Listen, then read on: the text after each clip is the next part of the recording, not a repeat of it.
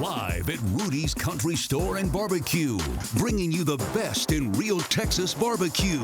This is Sooner Sports Talk on the Sooner Sports Network from Learfield. Throw ahead to Nigel Pack, open for three in the tie. Got it! Back to Brown up top, three ball, Xavier, bam! Big one! Chavez right wing will fire a three. It's a swish. Aaliyah Chavez with her first three. Chavez underneath Williams is wide open. Sahara goes up and scores. Good ball movement, and Sahara Williams finished it. Sooner Sports Talk is brought to you by Dos Equis, official import beer of OU Athletics. Go for Dos. Enjoy Dos Equis responsibly. Beer's got a hand on it. Verhulst ahead to Williams. It's a 2-on-1 with Reagan. Reagan goes in. Left side layup is good. Pack, Forsyth corner, three ball. Got it! This is Sooner Sports Talk. Welcome back to Rudy's. We are live with Sooner Sports Talk, and please join me in welcoming the head coach of the OU women's basketball team, Jenny Baranczyk. Welcome back, Coach. How are you?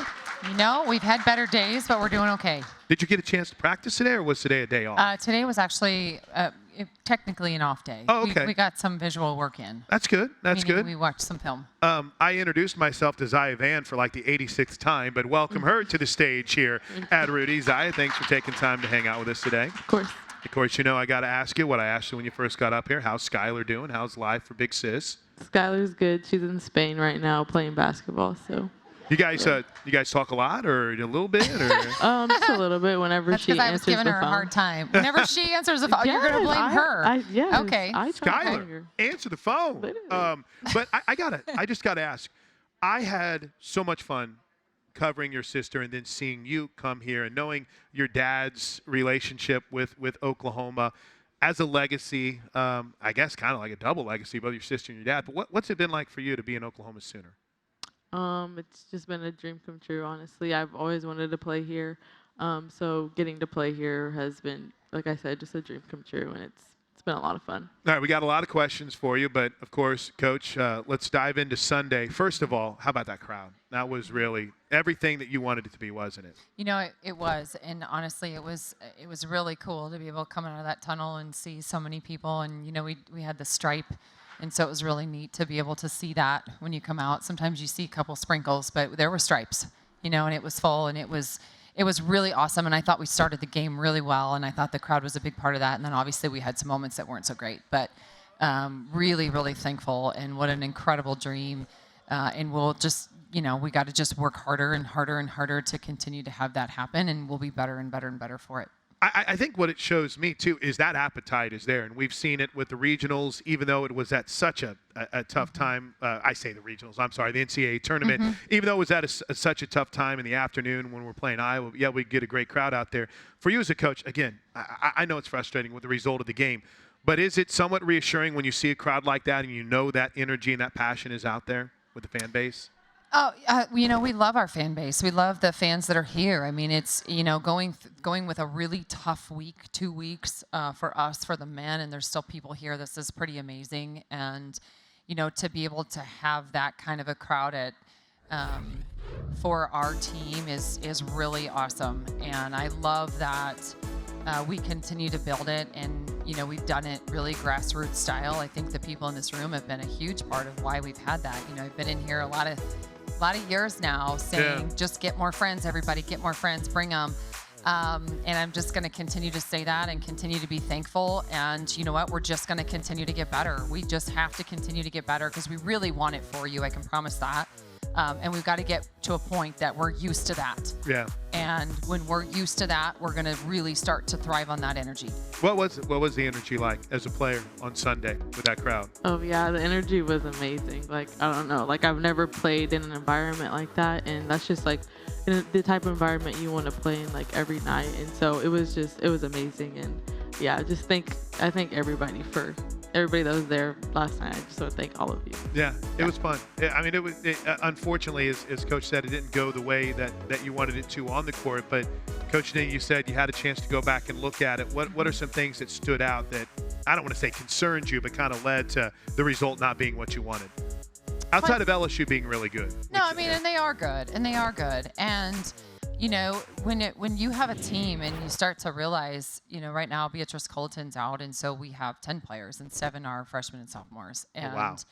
And so that's a little bit of a challenge, and I think you saw that in it. Like our discipline to stay with a game plan, or our discipline to stay with helping each other, those are different. You know, those are things that we've got to just continue to grow. Our point guard position, you know, Zaya's growing a lot, Aaliyah's growing a lot.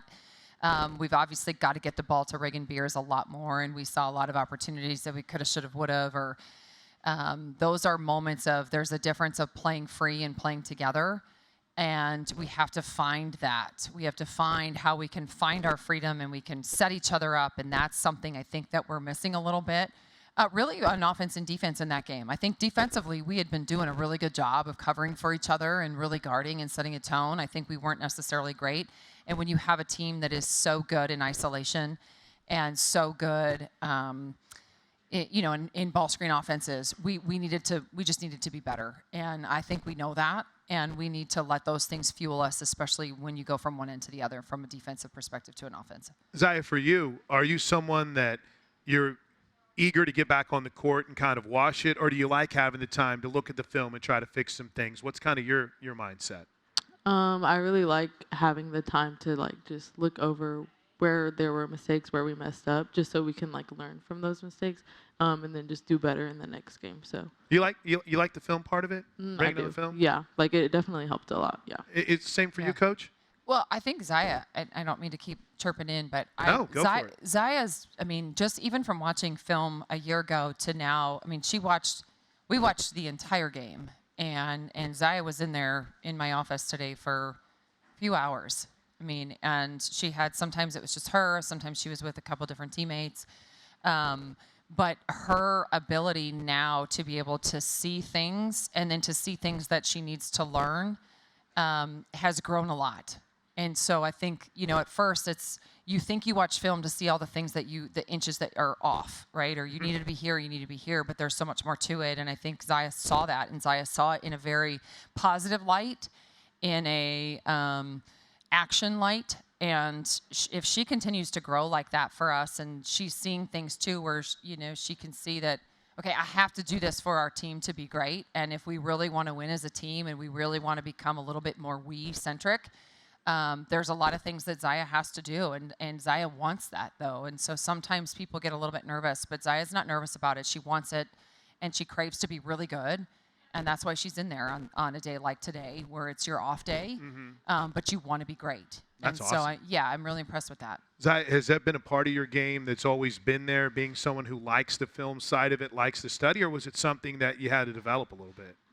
Definitely had to develop it when I got here. I didn't normally do that like before college, so it's definitely been an adjustment. But I mean, it sucks to lose. Part? So What's your favorite part of like watching the film? I think just like my favorite part of watching film is probably just like seeing where we could have been better, like especially like on defense, offense too, like seeing who we could have hit and stuff. But like, just like seeing what we could have done better is probably. Do you have a lot of, like, I call them aha moments where you're like, dang, that was there? Oh, we had a lot of them today. Yeah, we did. We had a lot. Yeah. But those are good, right? Yeah. Right? Mm-hmm. I mean, I'm sure they're frustrating for you, but Coach, whenever you have that moment where maybe the light comes on, even though you could have been adamant about it in practice or prep, I mean, I know it's got to be frustrating, but in that same vein, when you have someone like Zaya who is young and understands it needs to get better, that's got to be pretty reassuring. Well, and to see her carry over from, okay, this is why we did this in practice. This is what we're trying to do in practice. This is what we're trying to simulate. Or even like their scout, like you saw the scout in the film, you know? And so it wasn't just, oh, here's this is happening. She's seeing those things. We also had a lot of aha moments because you watched it with Reagan. And she had a lot of emotion coming out. Oh, yeah. Today. Yeah. What was that like? What do you think, Zaya?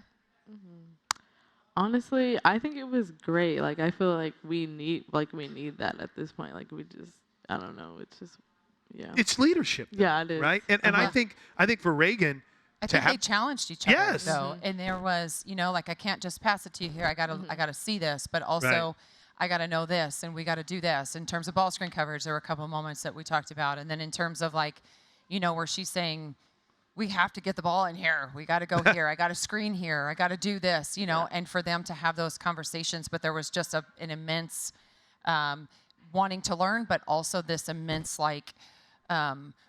we want to be great and we want to win every game that we're playing. And so in order to be able to win every game that you play, you have to make a lot of winning plays. And so there was a lot of conversation, I think, especially between the two of you. I mean, Brooklyn joined us too, so. And Brooklyn's coming up next, by the way. And she's coming up next, and so.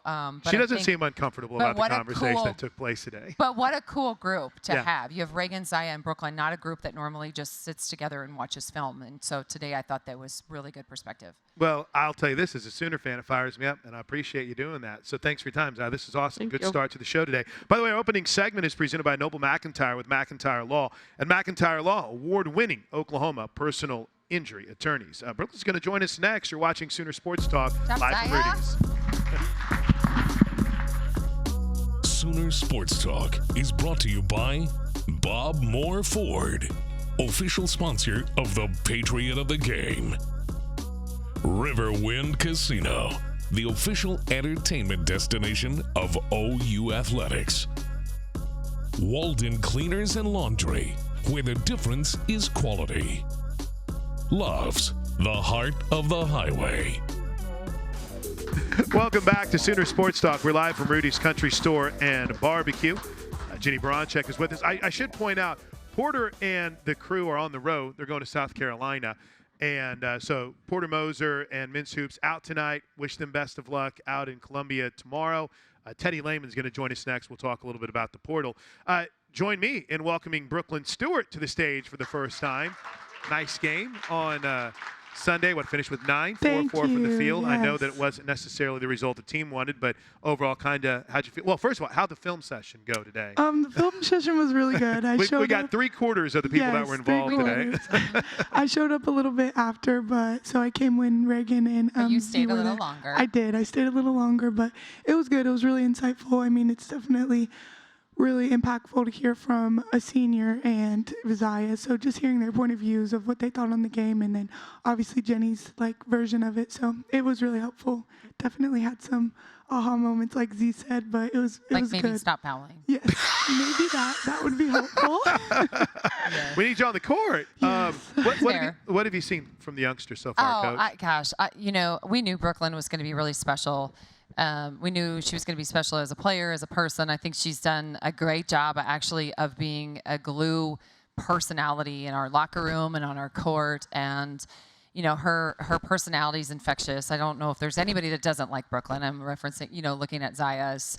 She's wide awake right over there watching us. But no, I think, but honestly, she's just a great leader. She's got great intentions for people. She has really stepped up in that space. You could see early on, our first probably big test against UCLA, you could see her kind of really trying to kind of get her own and trying to get her legs under her. And now we're talking basketball. We're not talking do you belong, and she belongs. And she's really, really good. And she's good for our team. She's good with our team. I love the way that she plays. I love her coachability. Sometimes she's almost too coachable, right? Because she's a freshman, so she doesn't necessarily know which voice she should listen to. We're trying to listen to all of them, right? When we talked about whose voice should win, right? Mm-hmm. And it's not just mine, it's hers, right? And she's got to listen to herself, and she's got to understand what she needs to do, and then she's got to be able to really articulate that with her team. And then obviously we're trying to coach her through things, but keeping it simple is really good for her. But she is really a huge part of what we are doing. And what we need to do. And so hence the, talking about the fouls. Now we're talking decision making. Now we're talking about different angles. Now we're talking about, okay, how do you overcome not having 2 fouls after you have 1 foul? And so the normal things that you're talking about with a freshman who's a high impact freshman is where we're at. For you, what's the process been like going from high school and AAU ball and playing Division I in the SEC? Mm-hmm. Yeah, it definitely has been a big jump, but I think that with this team and the support and coaches I've had, it's been definitely challenging, but they've made it a lot easier. This summer was definitely very important. We had a lot at USA, and Coach Jenny was at USA, so it was and our international girls hadn't been here yet, so there was like 5 of us. So it was tough, but like getting those extra reps and like being able to like really get in and like learn stuff, I feel like that was very impactful and very helpful. So I'm just really grateful for that and the support I have. You got some range.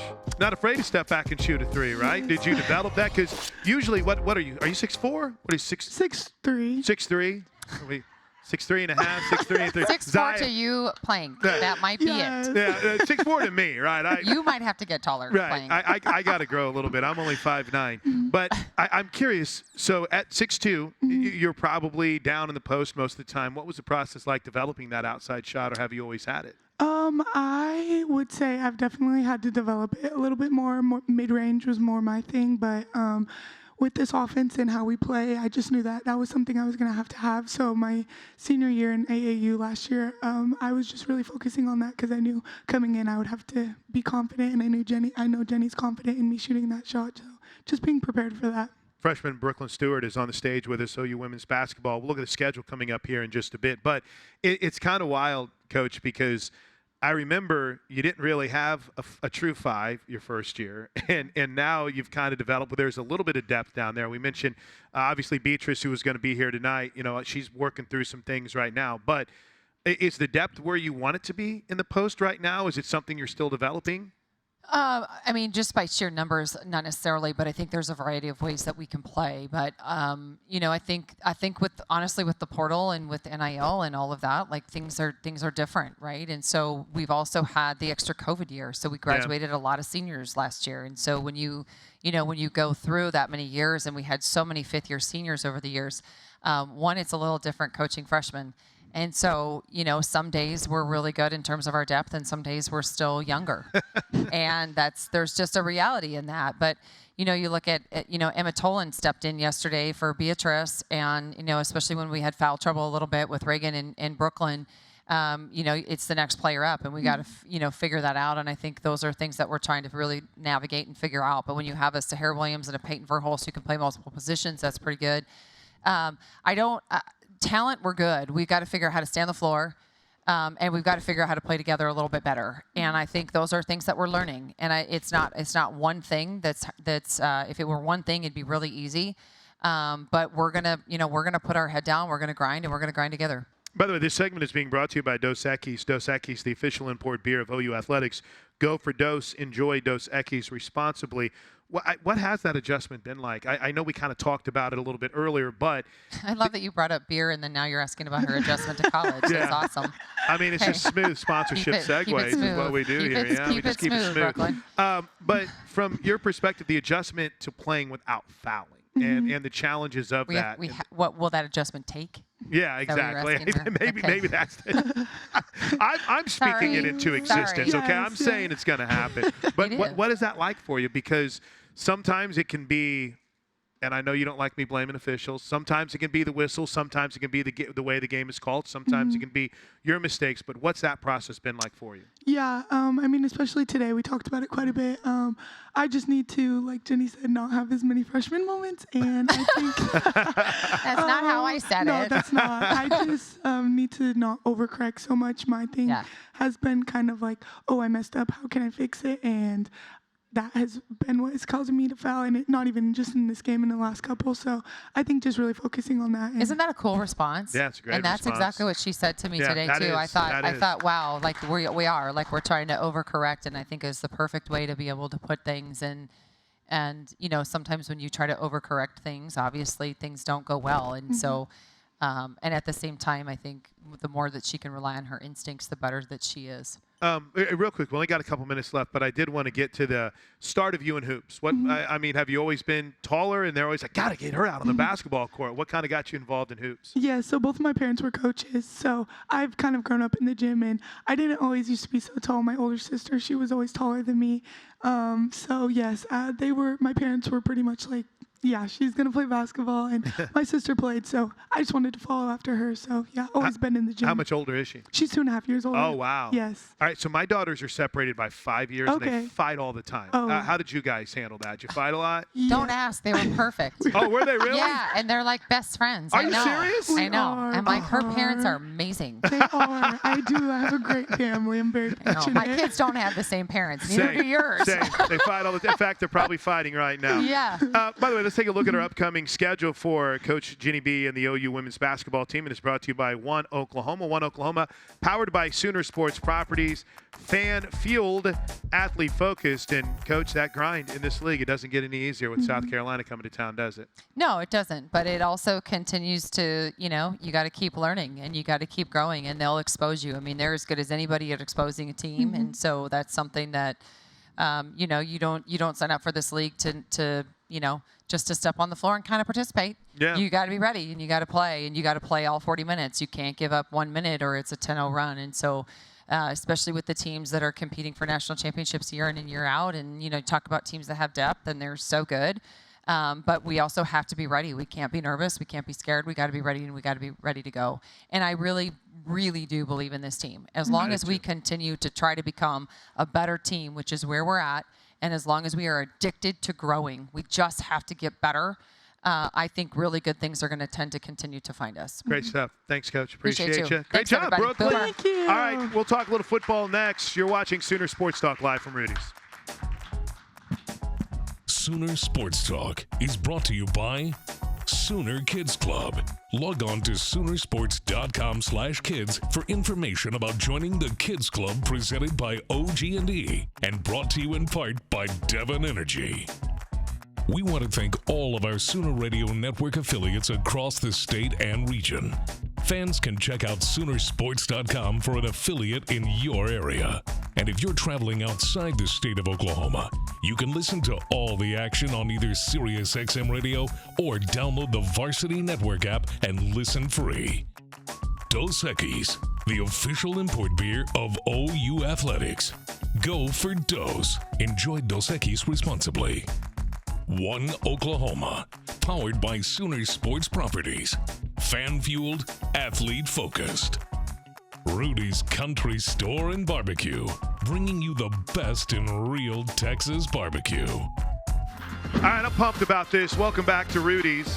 It is Sooner Sports Talk with Jenny Bronchek and Porter Moser. But you might notice Porter's not here, but Teddy Lehman is. Welcome back to the stage, Teddy. I can't wait to talk basketball with you, Plank. Is that what we're doing? That's it's not what we're going to do. We're going to go not football my expertise. here. This segment, by the way, is brought to you by our great friends at Riverwind Casino. Always a good time. Shout out to Justin Yahola and his incredible crew. It is kind of hard to do this show right now, Ted, because we do have the national championship game going on as watching. we speak. And I've got something in my eye. But yes, I'm watching. Indiana leads at 3-0 right now. I think they just ended the first quarter. And Miami's defense is doing a pretty good job. Two really good football teams. Yeah. I mean, and Indiana's about as balanced as you could ever imagine. Miami is incredibly talented. Their front seven on defense is great. Their offensive line is great. Really physical run game. Should be a great matchup. Yeah, and it has been so far through a quarter. So apologize every now and then if you hear a, ooh, whoa, wait, during Right. this, because we're trying to keep our attention on the show. Now, we really didn't have a show. We haven't had a chance to recap after the season wrapped up. Took a couple weeks off from here at Rudy's, then we dove straight into basketball. But, Ted, I thought it was one of my favorite years I've had covering this football team. It was a blast. It was. It was a lot of fun. Obviously, we wish it would have been extended a little bit, but still loved it, man. It was great to see that defense play. A bunch of guys, watching some young guys grow. Taylor Wine, Cortland Guillory, Blaylock on offense, amongst others. Fasusi, Fogier. Got to see a bunch of young guys get thrown out into the mix and perform really well and get better as the season went. Some really good stuff to build on. I think it felt like we were kind of on the edge, like what's the future going to look like in the SEC and with the program. And not only did we enjoy it and make the playoff and have a chance to go do something this year, I think there was almost a sigh of relief that, okay, things are on the right track. We're progressing. The roster's improving. We're in a really good place moving forward, and you feel like you're one step closer to getting where you want to be. We were at a Big 12 championship game one time, and Oklahoma was playing TCU, and we were walking down, and I remember you pointed out that TCU's first bust in was its defense. Mm-hmm. And we kind of just lamented maybe someday for us. Yeah. And now you fast forward, what was that, maybe like 7-8 years ago, and Ted, that's not just the backbone of this program, that's the foundation. The defensive prowess of this team and of Brent Venables. It's got to make you feel pretty good. Yeah, and, it's not easy to do. No. It's way more difficult on defense because you've got to convince, a bunch of guys to do their job away from the ball and buy into the physicality, buy into the preparation. It's just a totally different way of running a program. And obviously you can have success both ways or a bunch of different ways, but I really like the track that we're on. I feel like the culture and the program is great. I feel like the kids that we're bringing in are, not only great athletes and good football players that have, great potential, but they're making a very concerted effort to bring in the right guys, right? Guys that they feel like fit that culture and continue. You got this mass of guys that are doing it the right way, and you want to continue to feed that. And I don't know, I'm really thrilled with where they're at. All right, so we're going to talk about some of the portal guys coming up over the next 30 minutes. But Ted, before we do that, you and Gabe in the Oklahoma Breakdown had a chance to talk to Owen Heineke this week. I learned something. Okay. I didn't realize that he doesn't have to worry about the draft deadline because he doesn't have any eligibility left. I had no idea about that. I guess that's the only good benefit of being in the situation he's in right now. Because his deadline's the Senior Bowl then, right? Right. Like he'll have to make a decision by then. I mean, hopefully the NCAA is going to move rather quickly, but, you're just kind of at the mercy of whatever pace they operate. And I'm sure there's a stack about that tall on the desk of people wanting another year. So I don't know. I'm hopeful that he gets it. I don't know whether to be optimistic or what with the whole situation because you just never know. It doesn't feels like every ruling has some type of randomness to it. So, I honestly don't know the ins and outs of his case all that great, but I do know that is a heck of a kid. He is a really good football player. He is tough. He's physical. He runs well. He's smart. He prepares the right way. I mean, you just go down the list, and off the field, you'd never have a problem with him. Just a really, really good person. And, if he doesn't get that year, I really hope he does. But if he doesn't, I actually think he's going to do really good in the NFL. I do too. I think the Senior Bowl is made for guys like him. Yep. That pick up things quickly. He's smart. He can think on his feet. He's not a risk-averse player. He'll take some risk and go make some plays, which is what they want to see. You got to be able to flash at times. And I think whenever he gets into interviews with coaches, they're going to be really drawn to him. I like the celebration. I like the thumbs down celebration. I like whatever. I don't care as long as he's on the field, I'm good. And it sounded as if he wants to come back. Yeah. So that's a positive thing there. But we did know this. Speaking of coming back, we learned last week that 3 key players will be back, and Isaiah Satania, Kip Lewis at linebacker, and John Mateer. And Ted, I just think for another year of John Mateer, healthy, learning more about the competition he's playing, being in Ben Arbuckle's offense, I just think that's huge for this 2026 version. I do too. We've really bolstered the roster around him. You think about the offensive line and the core of guys that we have coming back. There's going to be plenty of experience there. The depth is kind of the question mark because so many guys jumped in the transfer portal, and you lose Fabechi and Simmons to the NFL or to graduation. But the offensive line, you feel like is, how good are they going to be? And not exactly sure, but they're at least on better footing today than they were a year ago heading into the 25 season. The tight end position, I'm sure we'll get to that in the portal, is in a really good spot. We've added some wide receivers. It'll be his second year. So we've bolstered all the stuff around him, but that doesn't mean that he just shows back up and performs the same. He's got some real work to do. Yeah. And I think the majority of it is, trusting the offensive line, being able to stand in the pocket. And, I do think that the injury had something to do with it. And I talked about it a lot during the season. Whenever you are a quarterback and you throw into a guy and you break your thumb and you have to have surgery, I can understand the reluctance to stand in there and deliver the football because you don't want to smash that hand into someone else again. Yeah. And, but the footwork stuff, trusting it, whenever you go back and you look at his good throws, the vast majority of them, his feet are planted. He's got a good base to throw from. He's got a good, clean pocket. He's patient, and he delivers the ball on time and on target. You go look at a bunch of the poor throws, a lot of it you can tie right back to the fundamentals and the footwork. So obviously that's something that they've seen. That's something that he's seen. And I would imagine that's going to be a huge point of emphasis for him throughout the offseason. Let's go through the portal class when we come back. That's Teddy Lehman at Sooner Sports Talk live from Rudy. Stick around. OU's 2025-2026 women's basketball games are available on Ritmo 96.5 FM in Oklahoma City and 101.5 FM El Patron in Tulsa, as well as on those stations' websites. Each OU Spanish broadcast will feature a 15-minute pregame show and a 15-minute postgame show. Rudy's Country Store and Barbecue, bringing you the best in real Texas barbecue. The Sooner Sports Podcast is your all-access audio pass to Sooner Sports.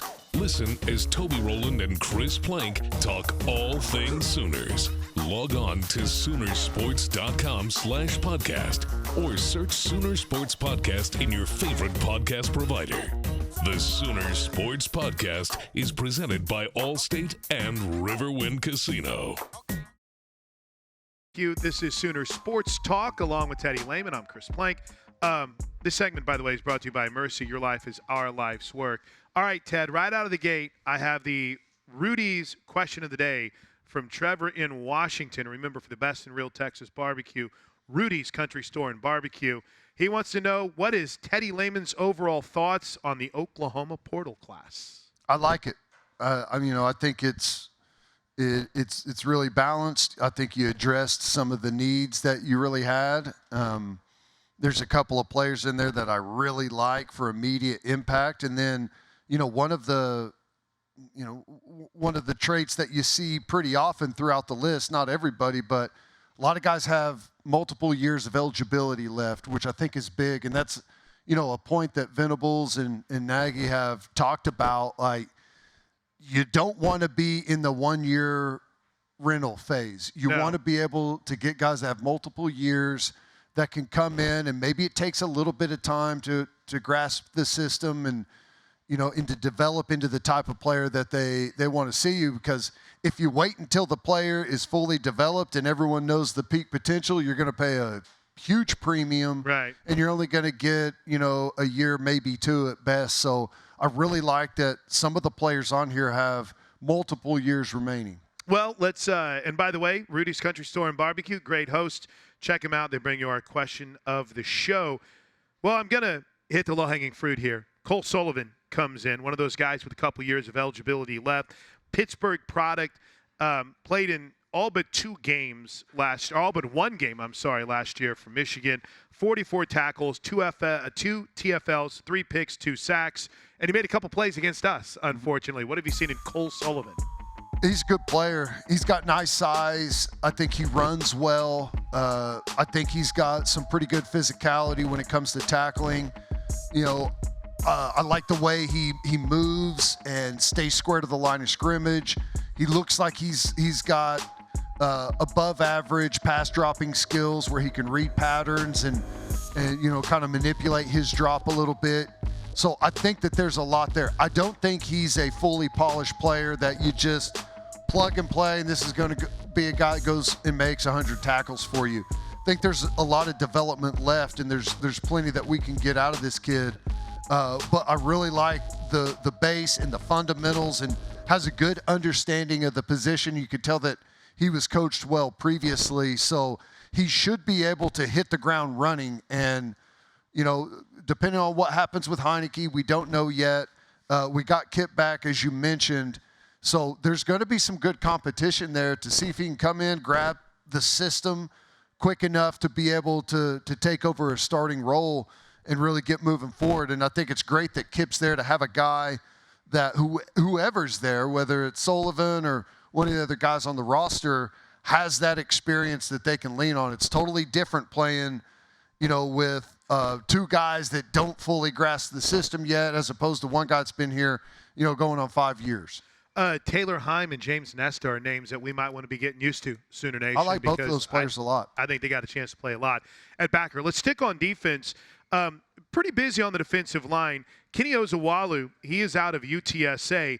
There has been some comparisons, Teddy, that we might see Kenny kind of out of a Jonah Laulu role where he's an edge guy coming in, but could we see him maybe play some interior too? Maybe? Maybe. And I don't know what the plan is right now. He's gained a lot of weight, and he still has a lot of eligibility left. And I got to tell you, man, every now and then you see a guy that just measurables-wise, how they move, some of the explosiveness, there's a chance that he could be really good. Really? Like, really, really good. Now, he is not anywhere near a finished product, right? He's still pretty raw, but he has some incredible tools, and I expect him to be a contributor right out of the gate. And, a year or two down the road, that he could be an elite type of player. I like him a lot. Yeah. We haven't talked offense yet outside of the announcement of John Mateer and Isaiah Satania coming back. Completely rebuilt tight end room. Let's start there, including with a new coach, Jason Witten. He's taken over as the tight ends coach since our last show. Rocky Beers, Reagan's brother, transferring in from Colorado State. Hayden Harrison, who was the very first to get out of the portal by way of the University of Florida. And then they added the kid from Tennessee a little bit late that I like a lot, who's just he's a freshman, so he's got 3 years of eligibility left. Teddy, they completely rebuilt that entire room. Yeah, and the smallest guy of the three will be the biggest guy that we had on the roster last year playing the position. Wow. And then you look at Hayden Hansen, who is 6'8", 270-plus pounds. I love it. I think that Hayden Hansen, adding him in the transfer portal, could be one of the biggest portal additions that we've made outside of a quarterback, because he has a chance to help change the entire offense. We were just not equipped with the tight ends that we need in this conference, with some of the animals that you see on the edge that these guys got to block. I mean, routinely 6'6", 270, 280-pound edge guys that you're asking undersized tight ends to block. It's just not going to happen. And Hansen has a lot of experience in the SEC. He's got great size. He's got great length. He's the best run-blocking tight end I've seen in the conference and really in a long time in college football. He's great as an individual pass protector. You can trust him. It's not a world you want to live in, right? But you can leave him one-on-one with some of the best pass rushers in the SEC, and he can handle those guys himself. Again, he's 6'8", 270. He's basically a tackle that can run a 4.8. And, he'll obviously add some stuff in the passing game, but he's going to make every part of our offense better, and he's going to help the offensive line out. Think about Fasusi having someone of Hansen's stature lining up next to him in the run game that's got a ton of experience. He's played a ton of ball in conference and done a really good job. And obviously, the passing aspect of it too. I don't think we're going to have a featured tight end. There's only a handful of places that have those guys. You see them in the NFL, but in college football, there's just maybe one or two teams have a tight end that's going to catch 90 balls, right? Yep. It's usually they're an accessory to the passing game. The underneath stuff, the check downs, run a seam route every now and then on a backer or a safety, red zone target. That's typically what you're going to see, and I think that's how he's going to factor in. But everything else he brings to the table is as good as you're going to see in college football. And the other guys, I think Rocky Beers, I think they fit together really well because Hanson's an on-ball tight end, and Beers kind of fits the athletic, off-the-ball move tight end that runs some of the split zone, the split action boot passes, the counters where they're the second puller or power O. I think he fits that really well. And then the young kid from Tennessee got to play a little bit this year, and I think he's a kid he's 6'5", 245. He'll probably gain 8-10 pounds a year, and he's got a lot of eligibility left. So you got 3 solid guys, 2 that have played in the SEC and 1 that has played a ton of college football. So I really like where the position is, and I don't know. I feel pretty strongly that tight end going into next season should easily be the most improved position. Which, again, and we only got a minute left, in what Ben Arbuckle likes to do in his offense, he likes to use his tight ends a lot. I mean, he can even use 3 in the field at the same time. We only got about 30 seconds left, but I love the Parker Livingston addition. I think he's got, again, a guy that's got a couple of years. What kind of stands out about the 6'4", 190-pound Texas product? Only got about 30 I like seconds. how he runs. He's got good length. He's a smart route runner, and I think he's got a ton of room to develop. Again, a guy that's got a lot of eligibility left. And then you combine Livingston and Trell Harris. We had really no deep threat to speak of this year, and it makes it hard for a guy like Satania. With Satania back and a couple of guys that are proven to be able to take the top off the defense, I think it's going to open up a ton of green grass for Satania to have even a more productive year than he had last year. Thanks, Teddy, for coming in. That's Teddy Lehman. We'll come back and put a wrap on Sooner Sports Talk next, live from Rudy's Country Store and Barbecue. Stick around. OU's 2025-2026 women's basketball games are available on Ritmo 96.5 FM in Oklahoma City and 101.5 FM El Patron in Tulsa, as well as on those stations' websites. Each OU Spanish broadcast will feature a 15-minute pregame show and a 15-minute postgame show. Rudy's Country Store and Barbecue, bringing you the best in real Texas barbecue. The Sooner Sports Podcast is your all-access audio pass to Sooner Sports. Listen as Toby Rowland and Chris Plank talk all things Sooners. Log on to Soonersports.com/podcast or search Sooner Sports Podcast in your favorite podcast provider. The Sooner Sports Podcast is presented by Allstate and Riverwind Casino. Thanks to Love's Travel Stops, the heart of the highway. We'll see you next week here at Rudy's for Sooner Sports Talk in the Huddle. Boomer Sooner, everybody.